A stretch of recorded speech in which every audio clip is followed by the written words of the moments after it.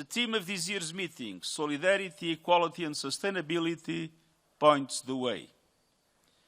Over the next 2 days, I will call on G20 members to use their leverage to lead the action we need. First, we need economic action. Developing countries, in particular in Africa, are suffering from a perfect storm of shrinking fiscal space, crashing debt burdens, and a global financial architecture that is failing to support or even represent them adequately. Africa has been a double victim of colonialism, first through centuries of exploitation and plunder, and then again when international institutions were created, when most countries, African countries, were still under colonial rule and their voices were absent from the table. Today, Africa remains woefully underrepresented across global institutions, and this must change. The Pact for the Future, adopted by Member States last year, called for a reform of global financial institutions. Many decisions are disproportionately in the hands of some of the members of G20 across the governance bodies of these institutions. Africa must have a fair seat in every forum where decisions are made, from the board of international financial institutions to permanent seats in the United Nations Security Council and to other global bodies. And the G20 can help repair this historic injustice and drive reforms that give developing countries, and Africa in particular, a real voice in shaping global policies and make global economic governance more inclusive, representative, equitable, and effective in the years ahead. Africa should be at the heart of this clean energy revolution. The continent holds immense solar and wind potential, but lacks the investments needed to harness them. A just energy transition must also mean to entirely electrify Africa, powering homes, schools, clinics and industries, and creating decent jobs for its young people.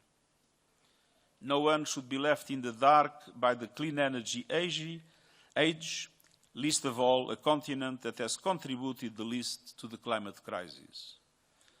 The economics are on our side, but political will needs to catch up. Finally, we need action for peace. I will call on G20 members to use their influence and voices to end the conflicts that are causing so much death, destruction, and destabilization around the world.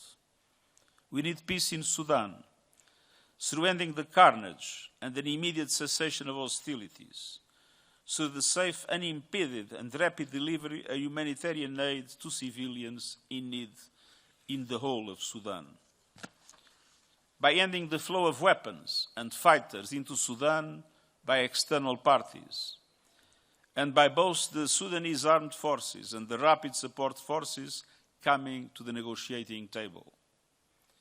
We need peace in the Democratic Republic of the Congo through a lasting solution that respects the country's sovereignty and territorial integrity while addressing the root causes of the instability and violence. We need security and peace in the Sahel. Armed groups and terrorist networks continue to exploit fragile governance and intercommunal tensions, fueling cycles of violence that have displaced millions and destabilized entire communities. The alarming developments in Mali are making a dramatic situation even worse, presenting new risks to the wider region and the entire continent. Addressing the dire security situation means taking action to urgently restore trust and strengthen cooperation between countries across the region. It's time for the countries of the region to stand together and deliver the stability, hope and peace that people across the Sahel need and deserve. And we need a just, sustainable and comprehensive peace in Ukraine, in accordance with the UN Charter, international law and the resolutions of the General Assembly. I first of all pay tribute to the leadership of President Ramaphosa. I think he has put on the table all the issues that matter in relation to the needs, the financial and economic needs of developing countries in general and African countries in particular. But the G20 is an informal gathering that decides by consensus. And obviously, one of the reasons why I'm talking to you today is to put pressure on the G20 to do exactly the kind of reforms that are necessary for the perspectives of development and the implementation of the Sustainable Development Goals in the African continent to become a reality. The system, as it works today, is unfair and ineffective. And I've been saying time and time again that the present international financial architecture was designed by a group of developed countries and essentially adapted to the needs of their economies.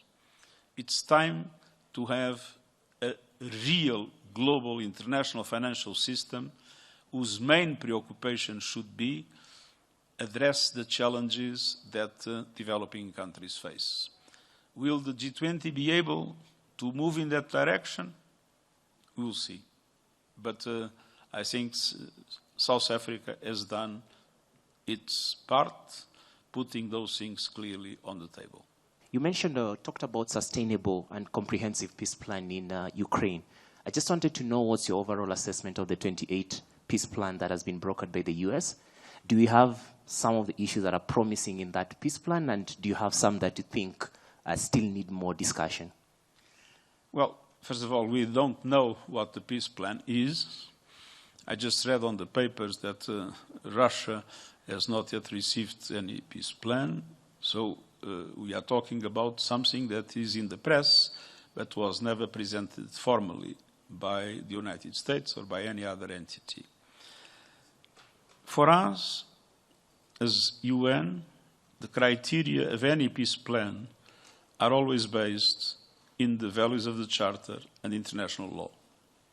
And so obviously for us, a peace solution for the Ukraine that is in line with these principles would also abide by the resolutions of the General Assembly that have clearly indicated that the territorial integrity of the Ukraine and in general around the world, the territorial integrity of states must be respected.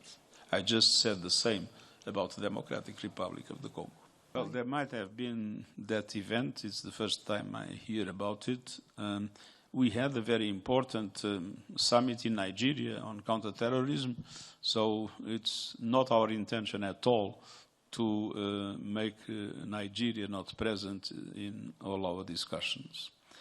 And for us, I believe, if you look at what is today the senior management of the UN, you will see that that senior management is quite balanced globally.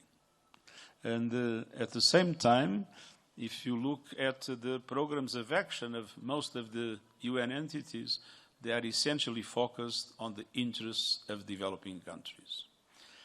But there is one problem that I cannot solve, because when people look at the UN, many people do not see the humanitarian work that we do, sometimes in extremely difficult circumstances. 400 of our staff was killed in Gaza. People do not see our effort in pushing for the reform of the international financial architecture.